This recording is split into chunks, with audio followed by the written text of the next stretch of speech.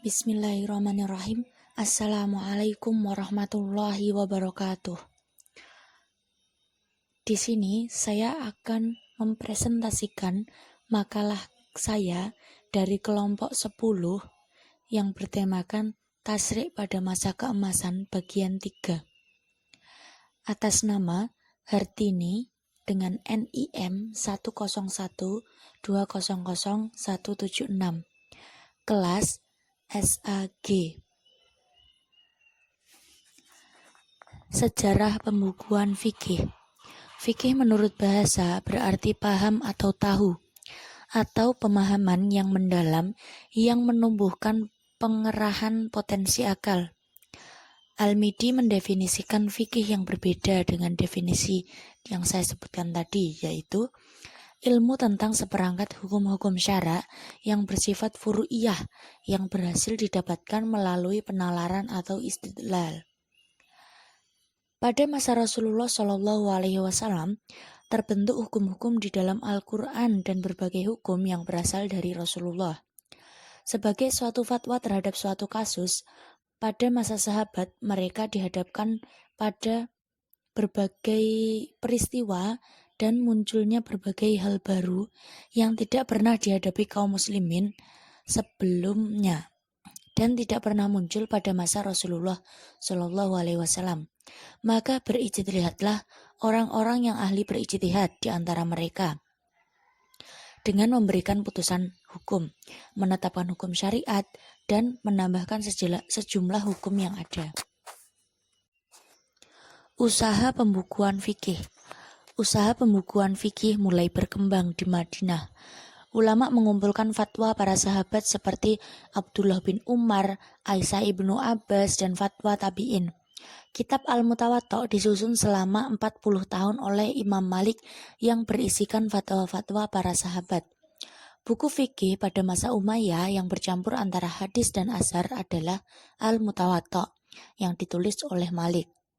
Adapun kitab yang tidak bercampur antara hadis dan asar adalah kitab-kitab ulama Hanafiyah, termasuk buku 6 buah yang dikenal dengan Zahir Ar-Riwayah.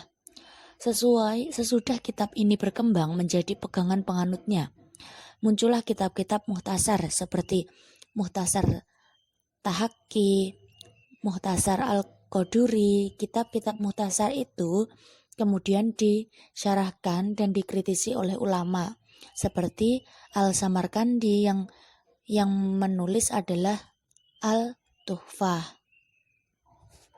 Sejarah pembukuan usul fikih. Kata al-usul adalah jamak dari kata al-asal. Menurut bahasa berarti landasan, tempat membangun sesuatu. Menurut istilah seperti dikemukakan oleh Wahab Az-Zuhaili yang bermakna dalil, bermakna kaidah, bermakna ar-rajih, bermakna asal, bermakna sesuatu yang diyakini. Pengertian al-aslu bila dihubungkan dengan kata fikih maka bermakna al-dalil. Dalam pengertian ini maka kata usul al-fikih berarti dalil-dalil fikih seperti Al-Quran, As-Sunnah, Ijma', Qiyas, dan lain-lain. Pada penghujung abad kedua dan awal abad ketiga, Imam Muhammad bin Idris al-Syafi'i tahun 150 Hijriah sampai 204 Hijriah tampil berperan dalam meramu, mensistematisasi, dan membukukan usul fikih. Upaya pembukuan usul fikih ini seperti disimpulkan Abdul Wahab Abu Sulaiman sejalan dengan pembukuan ilmu pengetahuan keislaman pada masa itu. Perkembangan pesat ilmu-ilmu keislaman dimulai dari masa Harun ar-Rasyid 145 Hijriah sampai 193 Hijriah. Khalifah kelima dinasti Abbasiyah yang memerintah selama 23 tahun. Dan dilanjutkan dalam perkembangan yang lebih pesat lagi pada masa putranya Al-Ma'mun, Khalifah ketujuh yang memerintah selama 20 tahun. Pada masa ini ditandai oleh pesatnya perkembangan ilmu pengetahuan keislaman, bahkan dikenal sebagai masa keemasan Islam. Dengan didirikannya Baitul Hikmah, yaitu sebuah perpustakaan terbesar di masanya di kota Baghdad, menjadi menara ilmu yang didatangi oleh berbagai penjuru wilayah Islam. Dalam suasana pesatnya perkembangan ilmu-ilmu keislaman tersebut, usul fikih muncul menjadi satu disiplin ilmu tersendiri. Sebagai ulama yang datang kemudian, Imam Syafi'i banyak mengetahui tentang metodologi istimbat para imam mujtahid sebelumnya, seperti Imam Abu Hanifah, Imam Malik, dan metode istimbat para sahabat, dan mengetahui di mana kelemahan dan di mana keunggulannya. Usul fikih dirumuskan di samping untuk mewujudkan metode istimbat yang jelas dan dipedomani oleh peminat hukum Islam, juga itu ia ukur kebenaran hasil ijtihad di masa sebelumnya. Maka oleh Imam Syafi'i disusunlah sebuah buku yang diberi nama judul Alkitab dan kemudian dikenal dengan sebutan Ar-Risalah, yang berarti sepucuk surat. Dikenal demikian karena buku itu pada mulanya merupakan lembaran-lembaran surat yang dikirimkan kepada Abdurrahman Al-Mahdi, seorang pembesar dan ahli hadis ketika itu. Munculnya buku Ar-Risalah merupakan fase awal dari perkembangan usul fikih sebagai salah satu disiplin ilmu. Secara umum, pembicaraan dalam buku ini berkisar pada landasan-landasan pembentukan fikih, yaitu Al-Quran, Sunnah Rasulullah, Ijma', fatwa sahabat, dan qiyas. Sebab-sebab perkembangan fikih dan usul fikih. Fikih. Hukum fikih tumbuh bersamaan dengan pertumbuhan agama Islam. Karena sebenarnya agama Islam merupakan himpunan dari akidah akhlak dan hukum amaliyah. Pada masa Rasulullah SAW terbentuk hukum-hukum di dalam Al-Quran dan berbagai hukum yang berasal dari Rasulullah sebagai suatu fatwa terhadap suatu kasus. Pada periode ini, kompilasi hukum fikih terbentuk dari hukum-hukum Allah dan Rasul-Nya, serta fatwa sahabat dan putusan mereka. Sedangkan sumbernya adalah Al-Quran dan Sunnah dan ijtihad para sahabat.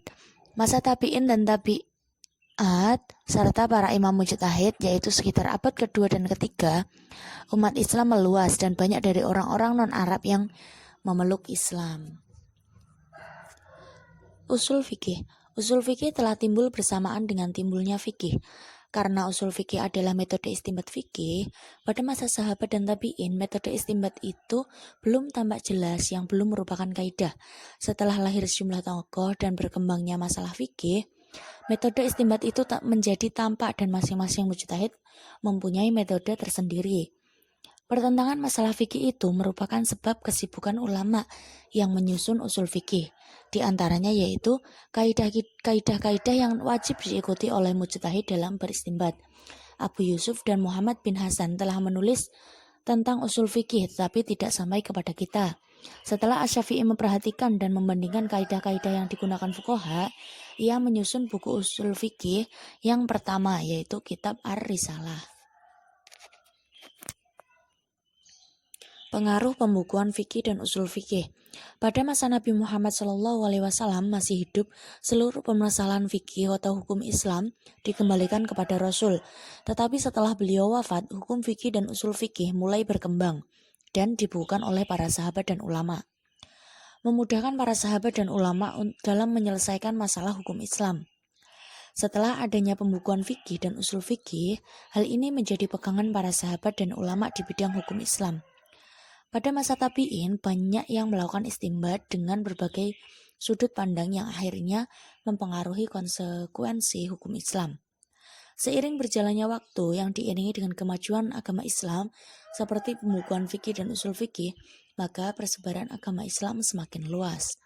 Yang terakhir, menjaga originalitas sekaligus objektivitas hukum Islam. Terima kasih, semoga bermanfaat. Billahi taufiq wal hidayah, walidayah walinayah. Wassalamualaikum warahmatullahi wabarakatuh.